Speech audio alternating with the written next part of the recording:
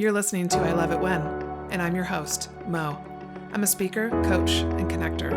You're in the right place if you're looking for some inspiration and you're ready to truly embrace who you are. My intention with this podcast is to help you see that you are so much more powerful than you realize.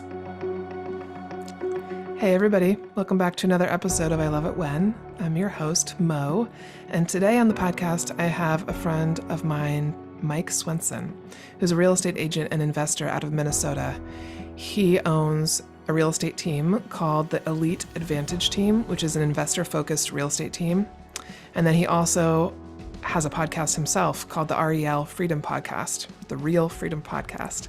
Now, you might be like, Mo, this seems out of place. Why are you having somebody on to talk about real estate? Well, my background does include 8 years on a real estate team, and I am very passionate about helping people understand the opportunities that are out there and feeling comfortable enough to ask all the questions. So if you don't know my story already, you can go to my YouTube channel and you can find a couple different videos there about the duplexes that I've purchased. When I was an admin on a real estate team, I purchased my first duplex in 2014, and I used the FHA 203K loan. So I only had to put 3.5% down. And then I was able to do a rehab on this duplex that I bought, and the rehab was about $25,000. 2.5 years later, I put that duplex up for sale, and I netted about $95,000. And then I took that money and put it into this duplex that I'm currently living in, and I used the same loan as a single woman on an income of about $60,000. And this time I did a over $200,000 remodel using the FHA 203K loan. So I love sharing about this, and I love educating people about it because I did not know what was possible. I didn't think I could do this as a single person. I just didn't think there were any options. I also didn't have $20,000 to put down to buy a house. I didn't know that there were owner-occupied ways of doing things with these loans. And so I'm very passionate about sharing the numbers, sharing what I did, sharing my story so that you feel inspired to just ask the questions and start to find not only a knowledgeable mortgage lender and real estate agent, but one that you can trust. And so the people that I bring on my podcast here are people that you can trust. Mike Swenson is someone that you can actually reach out to. And if you don't live in Minnesota, but you want to invest in Minnesota, I recommend you reach out to Mike. All right. So I'm really excited for you to listen to this episode today. No matter what industry you're in, you will learn something. And I hope that this encourages you to ask questions, be curious.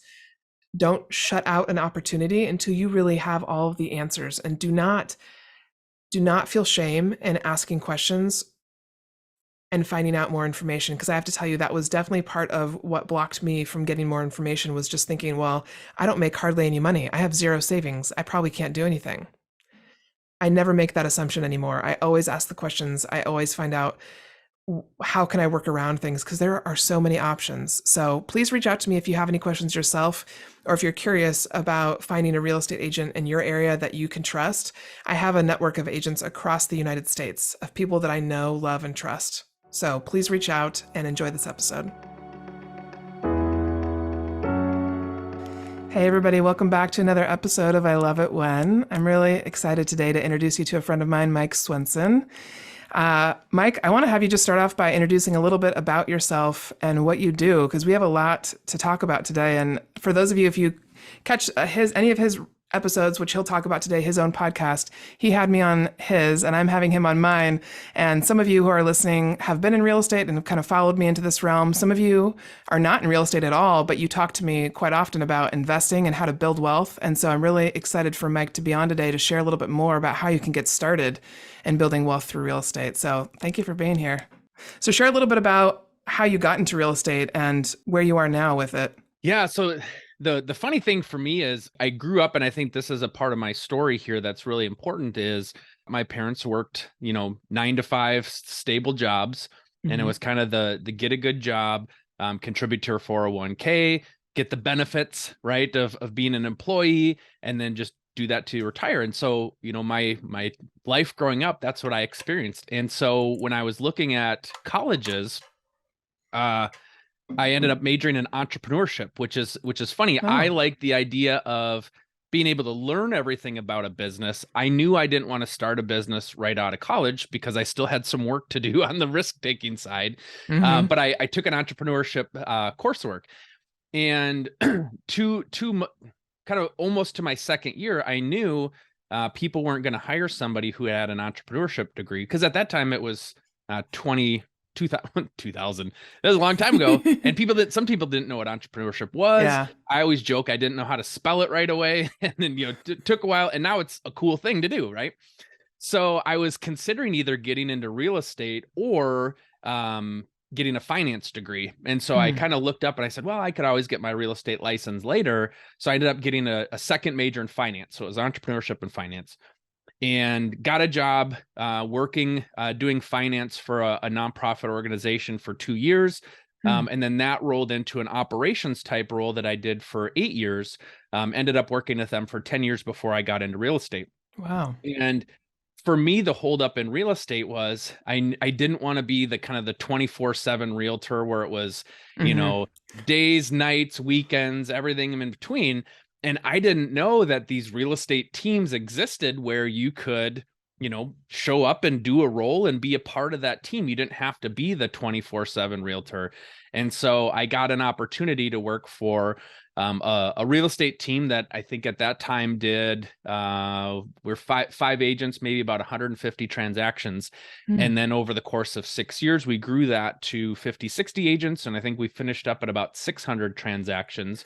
And then my role was on the admin side, just pretty much everything, anything and everything, and figuring out and solving admin problems. And so did that. So that was kind of my main full-time experience into real estate. Prior to that, on the side while I was working for my nonprofit, I did some flips.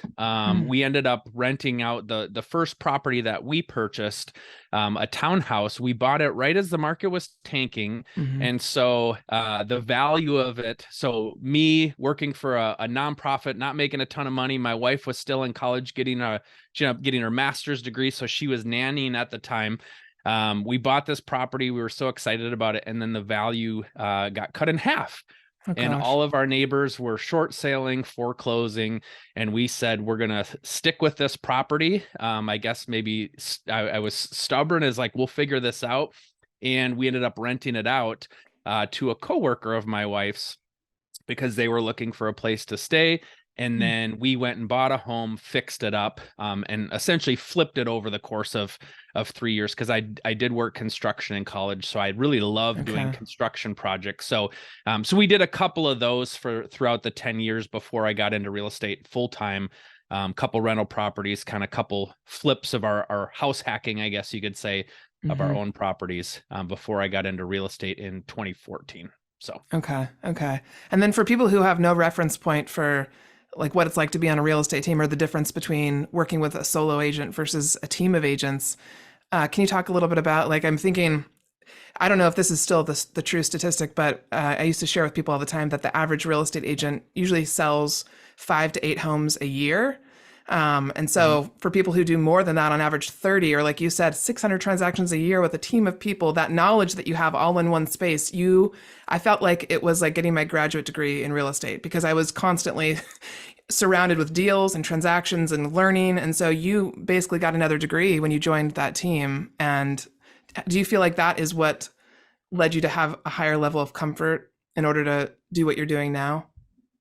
Yeah, I think so. It's interesting because being on the admin side, I know there's lots of admin that are licensed. I didn't have my license up until kind of the end of that team. But, anything from recruiting, hiring, all the training materials was stuff that I created. And so here I am training real estate agents that have been in real estate, and I'm training them on scripts and dialogues and processes and all that. And so it's weird to have somebody, that hasn't actually done it be able to train. And I feel like I did it well. Like I'm not, I wasn't perfect, and yet I never sat at a kitchen table with a buyer or with a seller, but because I had experienced it at such a high level, and I sat in on the script practices, the shadowing, I got to see a lot of that stuff. But you're right. It's kind of a degree in running a real estate team and everything that happens in a real estate team, just because of the sheer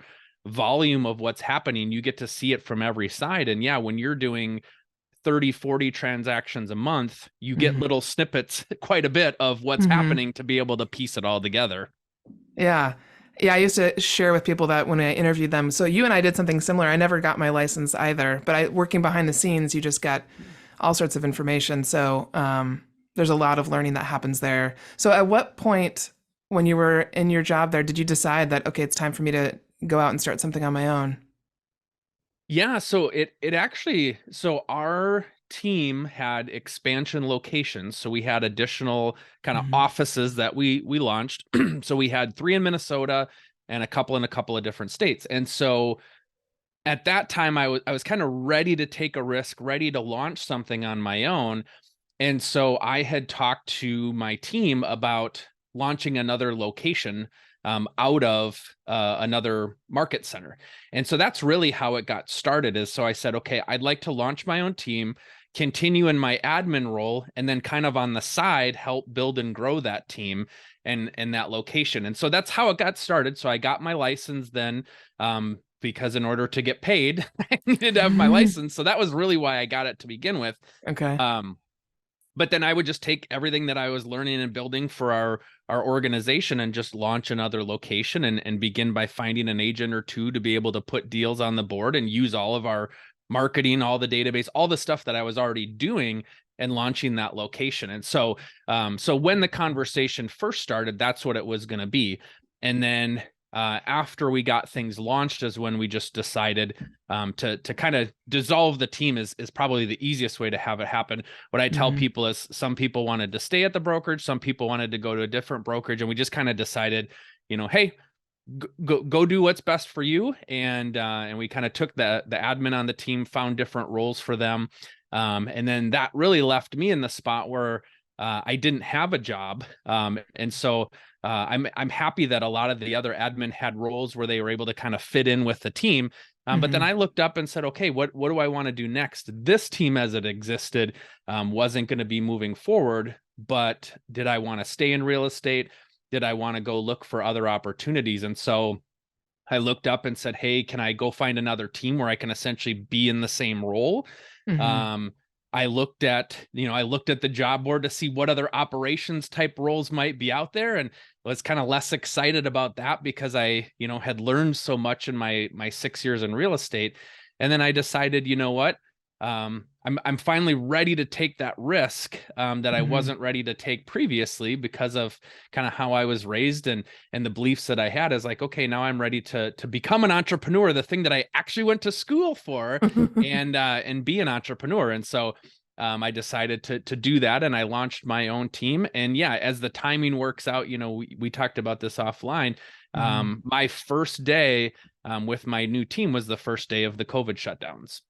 And this was 6 months in the making. It's not like all of a sudden I woke up one day and this is how it Yeah. happened, but that's just how the timing worked out. Yeah. So you said it was 6 months in the making. So did you have like some savings set aside, some things that you didn't feel like you went into it super stressed out in terms Yeah. of like, yeah. Yeah, so I had used essentially my retirement account Hmm. to be able to fund that, because there was a way where you can essentially use your retirement funds in like kind of like a self-directed IRA Hmm. to fund a business, and that business was my business. And so so that's what I used as kind of that initial seed money, was the Okay. the savings that I had built up before. Okay. Do you feel like how long did it take you from the day that you opened and COVID started? How long did it take you to gear up to feel like where it was running at a good speed?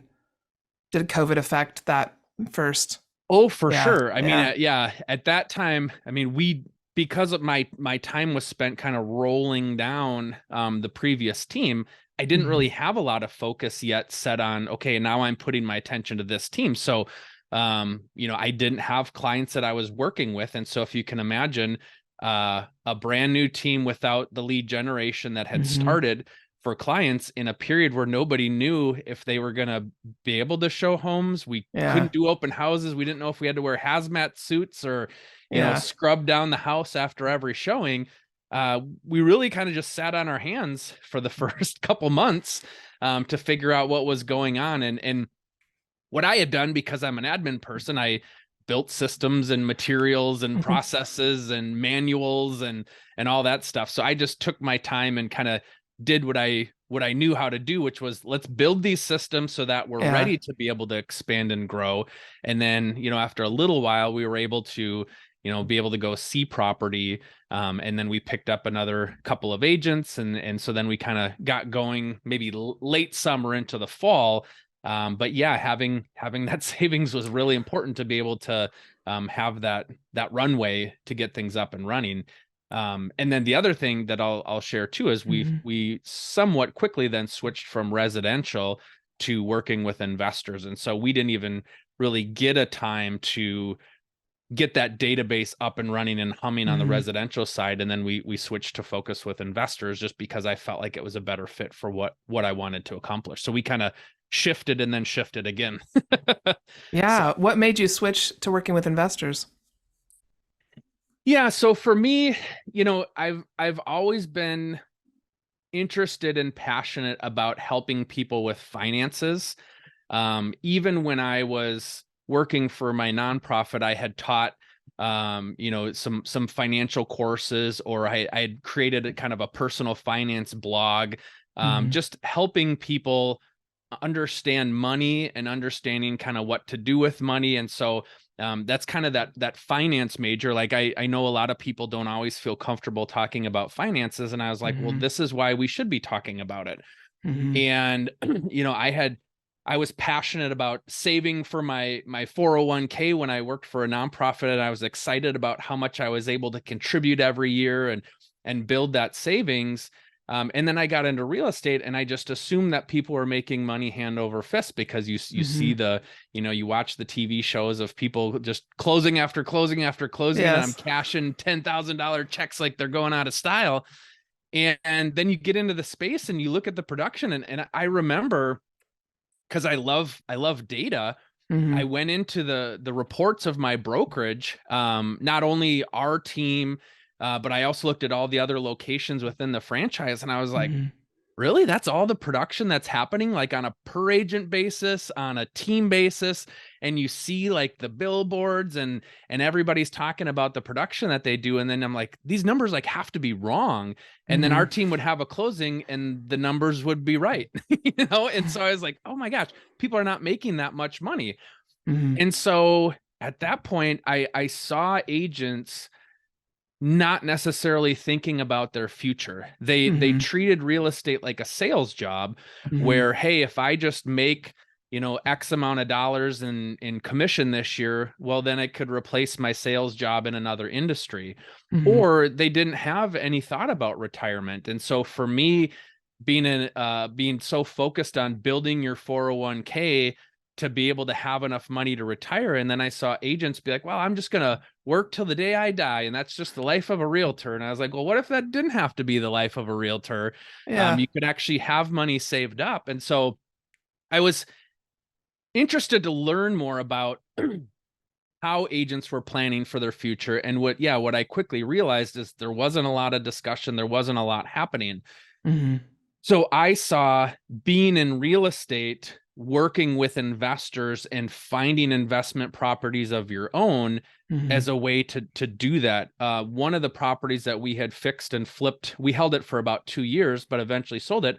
Like that paid off for my college loans. And so that property got me out of college debt. And so I saw the power of investing in real estate and how that could help you. Yeah. And so that's why I wanted to work with investors or work on the investment side, because I figured the more I can learn about the investor side of real estate, the more I can learn about the opportunities to help agents become investors, or just help the general public become investors and see the power of investing in real estate and how it can help you with your financial goals. Yeah, we talked about this when we recorded for your podcast, that when I did purchase my first duplex and then sell it 2.5 years later, I remember thinking to myself, why doesn't everybody do this? Why don't all my friends know about this? Why haven't we been talking about FHA loans or just anything? And so demystifying real estate has been a big passion of mine as well, because I think there's a lot of things that, even if you're not a regular real estate investor and you're listening to this podcast and you're like, hey, I would like the opportunity to make a chunk of cash to pay something off. Like even when the economy is shifting and changing, there are still opportunities out there. So I wonder if you can talk a little bit about the clientele that you work with. Do you work with people who are brand new investors? Do they have to live in Minnesota where you are, or can they live anywhere around the US? Yeah, so a lot of our investors actually are out of state. Okay. They like the opportunity. They, typically live in states where the cost of living is really high.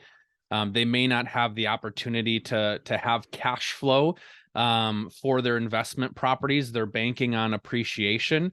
And so they like kind of the safe, stable Midwest as a whole as an opportunity to be able to invest and earn some cash flow, because a lot of investors early on want to build cash flow so that way they can see some money starting to come in and maybe eventually replace their income. And then later on, maybe they go towards more on appreciation, because if I bought a $500,000 property that didn't cash flow, but it had a ton of appreciation, I still have to pay that mortgage in the short term, Yes. right? Yes. And so, yes, it might make more money than something that doesn't appreciate as quickly, but also cash flows. But now I can help pay for that mortgage. I can cover my expenses. And so a lot of people like investing in the Midwest because it's a lower sales price than what you may find on the coast. So it's a little bit less Mhm. expensive to get in on kind of a per property basis.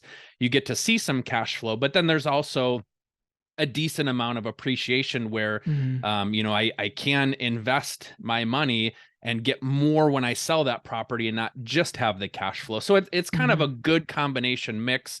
There's a solid economy, low unemployment, typically low vacancy rate, although that's been a little bit higher this past year here in Minnesota. Mhm. But it's a little bit more less sexy and exciting as maybe some of these huge returns you might find on the coast, but at the same time, it's safe, stable Midwest. It's what we kind of pride ourselves on. So yeah, I work with out-of-state investors, but then even too, folks in state that are looking at getting their first investment property, Mhm. maybe want to house hack and live in one unit, Mhm. fix up another unit. So there's a lot of opportunities out there, short-term rentals, mid-term rentals. So I kind of tell people, you tell me what you're looking for, and I'm Mhm. kind of the investor matchmaker. My goal is to Yeah. find an investment that fits your needs and is something that you're excited about investing in. So kind of like a catalog of opportunities. Hey, you tell me what you're looking for and I'll go find something that fits that for you and hits the numbers that you want to hit. Okay. So for somebody, if there's somebody's listening, and I also work with a lot of holistic healers, people who are in this field where they do such good work, and they would love an opportunity like this to help stabilize their income because it can sometimes be all over the place. How much would you say they need to have in terms of cash for a down payment for the possibility of something? Just to give them an idea, because I think sometimes when we don't talk about the numbers, people are like, "Oh God, I've got to have $20,000," and I'm like, "I bought my first property with $3,500." Now, granted, that was with the FHA 203K loan at a certain time, but I mean, there are opportunities that don't require you to have 20% down. Yeah. So if you're looking at kind of getting into the investing space at a low cost, there's a couple options. Obviously, if you're buying a property, you want to owner occupied. Owner occupying allows you the chance to have the lowest down payment, right? Yes, Because you yes. get an FHA. So if we're just going straight numbers, typically an investment property is going to be 20 to 25% down. Hmm. But yeah, you could get in it at 3.5% if it's Hmm. now. It could also be yeah, if you're buying a duplex and you live in one half and you rent out the other half, you Hmm. can do that for a low down payment. The other thing that I also tell people that they don't always think about is you can just start by renting out a room of where you currently live. And Hmm. so sometimes, and here's the thing, people will use that down payment as an excuse to not consider investing. And I think Yes. that's the key. You're selling yourself so short by saying, Hmm. I don't have the money. I'm not even going to look at real estate, Yeah. because there are these opportunities out there. People just dismiss it so quickly because they think, wow, geez, you got to have $20,000, $50,000. I don't have that, so I'm not going to pursue investing. Hmm. But when you look at it, if you're excited enough and passionate about, we'll try to go find something that's a fit for you. And like Hmm. you said, it probably might start out with some sort of owner occupant Hmm. opportunity, Hmm. but then that provides you the next step, right? Like I'm not going to Yes. necessarily go run up a mountain as fast as possible. You got to take the first step and the second step. And like for you too, getting that first property provided you an opportunity to get another property. And so you also have to look at it as this is a more of a marathon, not a sprint. And so I've got to look at what's the next step that I can take. And then once I get to that step, now I can look at the step in the future. So some sort of owner occupant opportunity, or if you already own a home, is there an opportunity where you could do an Airbnb for a unit, something like that?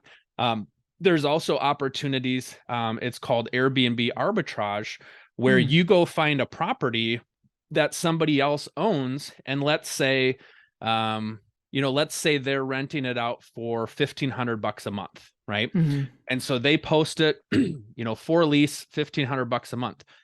If you went and ran a short-term rental or maybe a midterm rental out of there, and you ran some numbers and you realized, you know what, I might be able to make $2,000, $3,000 a month, you can go lease it for $1,500 a month from somebody and then go rent it out, fix it up. Now you're going to have to put some money. You might have to put a little bit of money into it to furnish it, take professional photos, put it on a place like Airbnb. And then essentially you keep everything above what you're paying the landlord for. So you don't have to have a down payment on a property. You don't even have to buy a property. Now, there's rules and regulations, and you have to talk to the city to find out what opportunities are out there. But a lot of people do that as a way to get into real estate as well, or do it as a way to get into a short-term rental, because if I have enough money to furnish a property, now I just have to go find that right property. Now it's not going to be, something that's going to need, new flooring, new bathrooms, new kitchen, because now I'm fixing up somebody else's property. But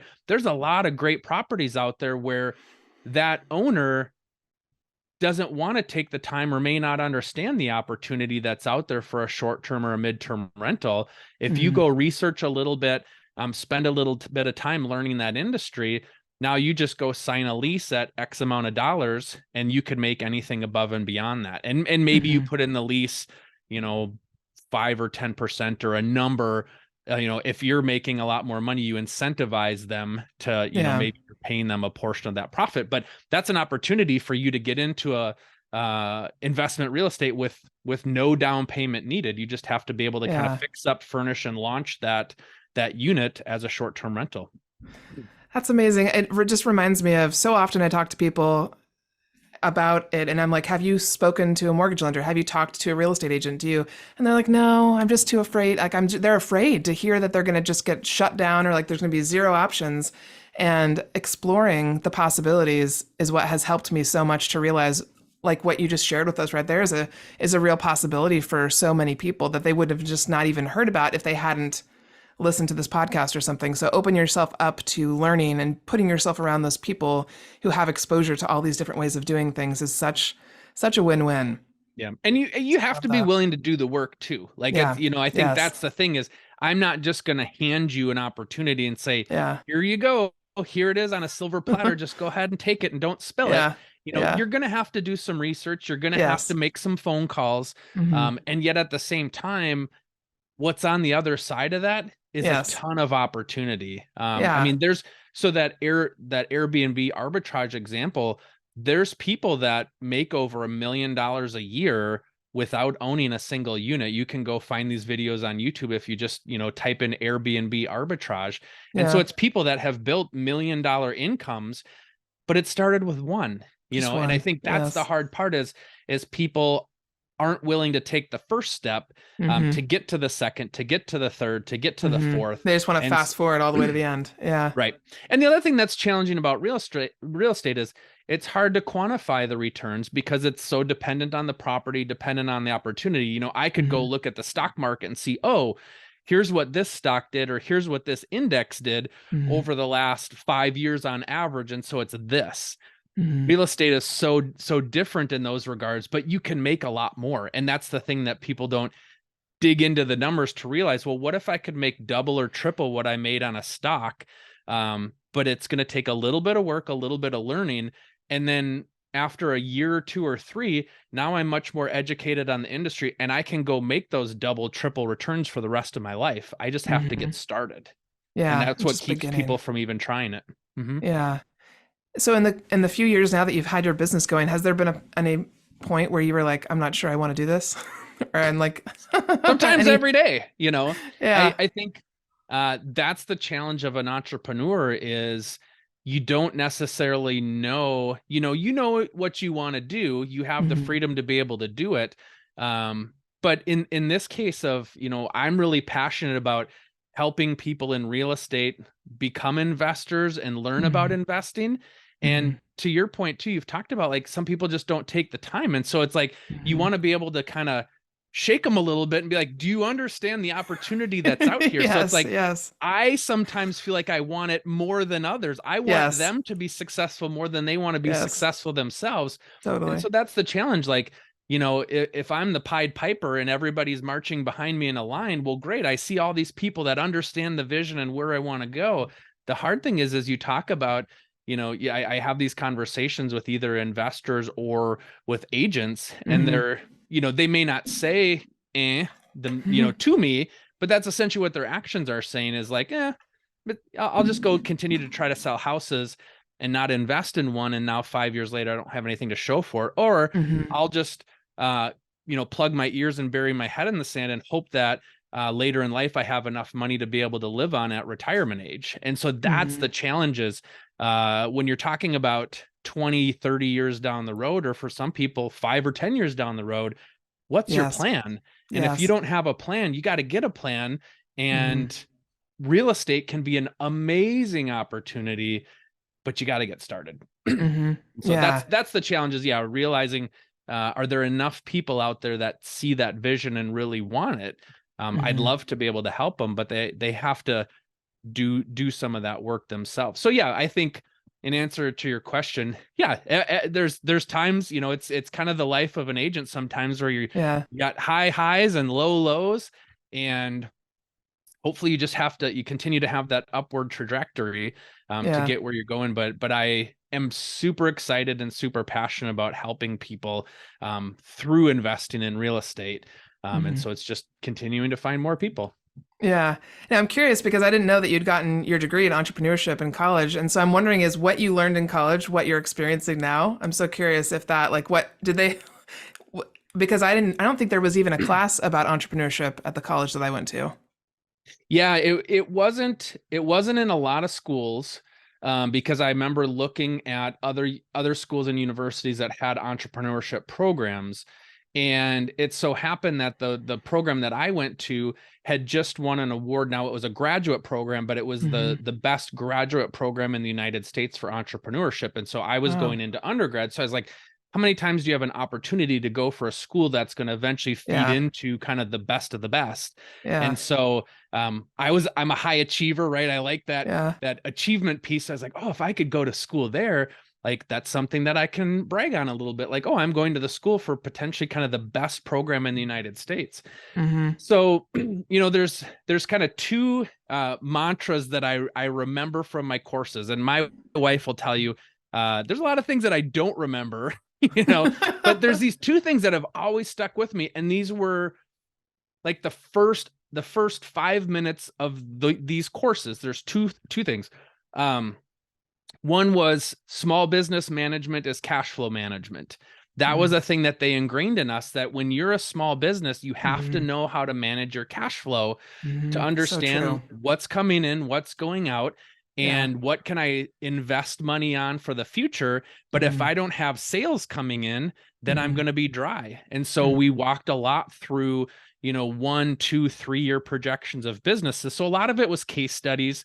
They would say, here's either a made up company or here's an actual company, and Hmm. here's what's happening. And we'd have to kind of plug in financials. So I remember the small business management is cash flow management. So learning how to do that. And then the other class that I took was called Creativity and Change. And they told you essentially reminding yourself that everybody's creative. Hmm. And for somebody like me, now I did Hmm. arts in high school, but I'm pretty straight and narrow in terms of, I feel like sometimes my analytical brain puts me in a Hmm. box. And so when I'm looking for new solutions, or I'm looking at a different way to do things, or even a different Hmm. way to market things, it's almost an affirmation for me of reminding myself that everybody's creative. And Yeah. so everybody's creative. I can figure my way out of this, or I can figure my way to the solution. I just have to Yeah. kind of put my analytical brain to the side and allow my brain to open up on the creative side. And so, yeah, here we are 20, 23 years later. And those two principles, like I said, these were basically like the first 5 minutes of these two classes I took. And those lessons still have stuck with me to today. Yeah. Oh my gosh, it makes so much sense. And I have talked to a couple other small business owners who started their businesses around the same time I did, right in the middle of the summer COVID started. And I swear to goodness, like I've heard this before, but I get it now. Like most people don't. If the small business fails in the first 5 years, I can see why. Because in these first 5 years, you just have to keep going and figuring it out every single month. And like you said, reminding yourself, oh yeah, I'm creative. How can I think about this differently? Hey, I'm popping in for a moment to let you know that if you're interested in working with me one-on-one in a small group, or you'd like to attend one of my upcoming retreats, please reach out or add yourself to my email list. You can go to iloveitwhen.org and scroll to the bottom where you'll see there's a spot to sign up. I also love to speak, teach, and create experiences for small, medium, or large-sized companies. If you know someone that I should know, please connect us. I'm looking to utilize I Love It When to create global change, and that will require collaborating with all of you. You're all so much more powerful than you realize. Remind yourself of that today. Which leads perfectly into the next question I was going to ask you, which is throughout the different episodes on my podcast, I always talk to people about their intuition. And because I think everybody describes it differently, everybody uses it differently. And I'm wondering if you can share kind of how would you describe your intuition and how have you used it in your business? Yeah. I would say for me, I have a lot of conversations with people. Like if I'm thinking about something, I'll ask people for their thoughts. I'm looking for kind of common themes, maybe Mm-hmm. common messages that Mm-hmm. are coming in. Also, prayer and meditation, kind of Mm-hmm. seeing, okay, what's coming together. And I'm kind of looking for a consensus here, right? Like, Yeah. okay, am I right? Like because I'm a high SC, I think about things, I analyze things quite a bit, Mm-hmm. probably to a fault. And so what I'm looking for is my opinion and kind of what I'm feeding myself off base from what somebody else might think about this decision that I'm making. So, Mm-hmm. that's where my teammates have been really helpful in the past, like asking them what they think, Mm-hmm. asking other people in the industry what they think. And then it's kind of deciding me like, okay, do I need to shift a little bit this way? Do I need to shift a little bit that way? Yeah. Even just today, right before this episode, I had a meeting with somebody about some things that I'm thinking about here in the future. And so I'm looking for, is there alignment, or is Mm-hmm. it something where no, I'm off base here. This is just maybe Mike doing what Mike wants. But I'm kind of looking, yeah, I like to gather data. Yeah. Right. There's the analytical background. I don't make quick decisions, and I don't take some of these larger decisions lightly. Mm-hmm. And so it's spending some time in it, and Mm-hmm. I would even say too, if it's a larger decision or something that's really important, you're thinking about it for a few days, a few weeks, or maybe even a few months, and you're Mm-hmm. starting to see like, okay, I look at it as, if it's like the Titanic, right? Like it's not going to sink. I'm not talking about that example, but like to turn a boat that large, it Yes. takes some time, it takes some effort. Yes. And so if I'm going to start going in this direction, I got to make sure that it's worth all that power to get it turned. So like Mm-hmm. moving from residential to working with investors, that took some time. We kind of did both Mm-hmm. for a while. And then I was like, could I get further faster, or could I be more in my sweet spot of what I want to accomplish if I just focused on working with investors? Now we do work Mm-hmm. with some residential here and there, but it's not much. Mm-hmm. I feel like I can learn and understand investments better when that's all that I'm focusing on versus a lot of agents, right? It's I do work with investors, but it's like one or two or three, or it's kind of like the off to the side business. And so Mm-hmm. for me, that is my full focus. And so making that decision to go from working residential, which is what I knew for 6 years, and helped build and train and knew all the scripts, to going to work with investors, Yeah. that's an area that I had I had some experience, but in terms of running an investment team, I didn't. Mm-hmm. And then now, as we're starting to work on multifamily commercial properties, so like apartment complexes, that's new for us. We purchased a 25 unit apartment building in October. That wasn't on my radar the year before, but you Yeah. just kind of take that next step and you take that Yes. next step.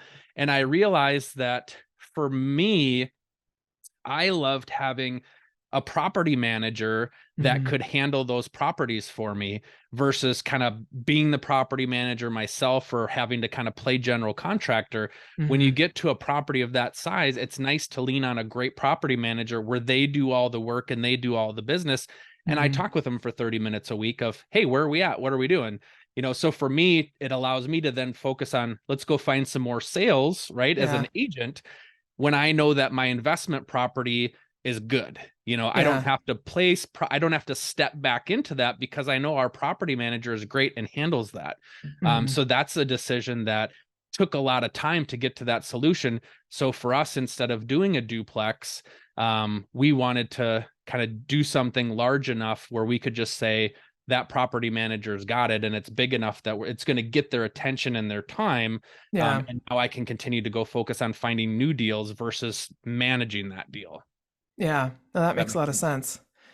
So for people that are listening, if they're interested in learning more, what's the best way for them to reach out to you? Because I think there's definitely, I mean, even I'm like, God, I need to talk to Mike soon about investing in Minnesota. But what's the best way for people to reach out to you and have a chance to get to know you?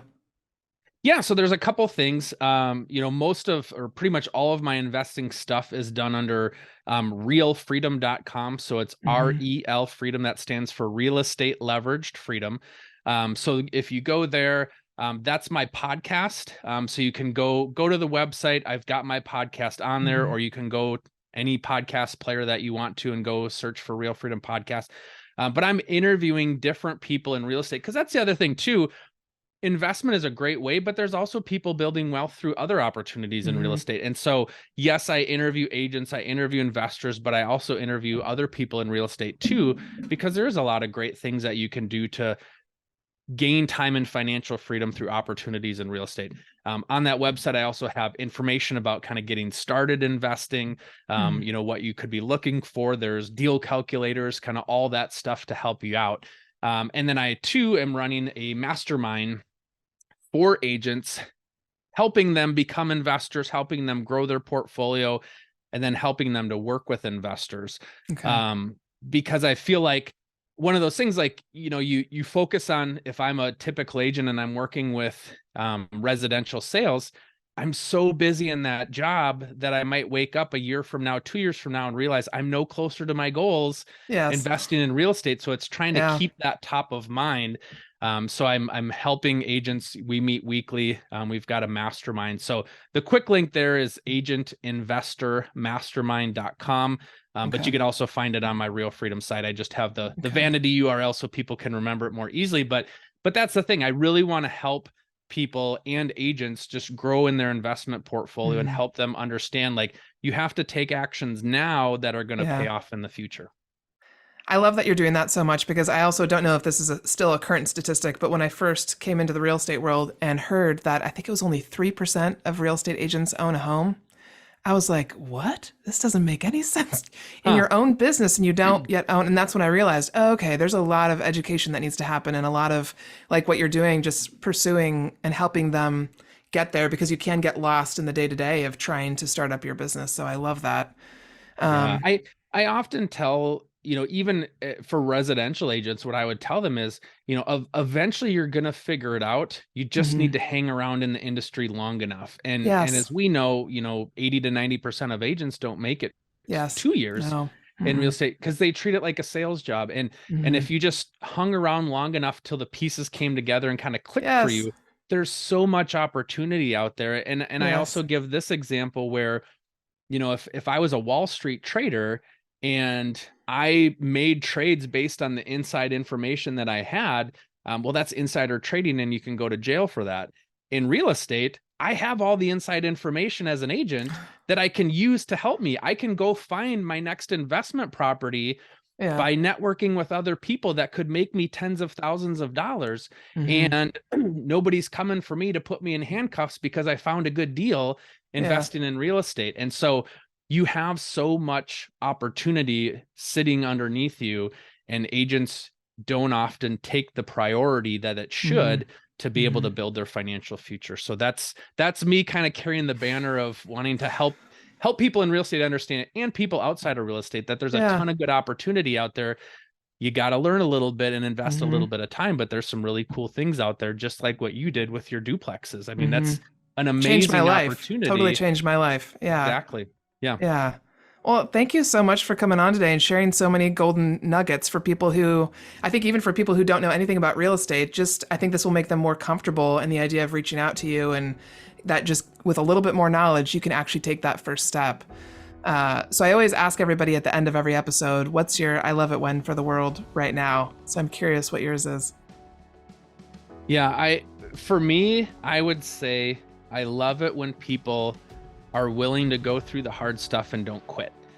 Because what's on the other side of that is so much amazing opportunity. And I do mindset coaching, or I'm in a mindset coaching group. And the thing they always talk about is, look, you don't lose until you quit. If you quit, that's the point where you're like, okay, I lost. If not, I'm still just continuing to figure things out. And so even in my business, there's a lot of challenges. Yeah, but I know I want to keep going. And so for anybody that's looking at what they want to continue to do in their financial future, if it's real estate, you just got to keep moving. You just got to keep moving forward. And even the other challenges that you have, like, you haven't lost until you quit. So just keep going. I often look at, it's like a Rubik's Cube, right? Like, some people know how to do it really well and some people don't. But the problem is solvable. So every problem that you experience in your business or in life, it's solvable. You just got to figure out how to do it. And people that know how to do a Rubik's Cube, I don't know how to do it, but like, I know it, they're looking for like certain patterns, and then you like do this and do this and do this, and 10 seconds later it's solved. You just have to figure that out in your own life and your own challenges. And so I'm not going to throw my hands up and walk away. I'm going to figure out how to solve that Rubik's Cube to solve that problem, to move on to the next thing, versus just mailing it in and quitting. Yeah, I love that. For those of you that are listening, please reach out to Mike and ask him your questions. Part of the reason I love the podcast platform is because I get to bring people on that I know and trust. And so anybody that I bring on as a guest, for you that are listening, I trust that if you reached out to Mike, he would absolutely follow through and have integrity and be someone who you could really get good information from. So thank you for spending time with us today. I appreciate it. Yeah, thank you so much for inviting me. It was fantastic.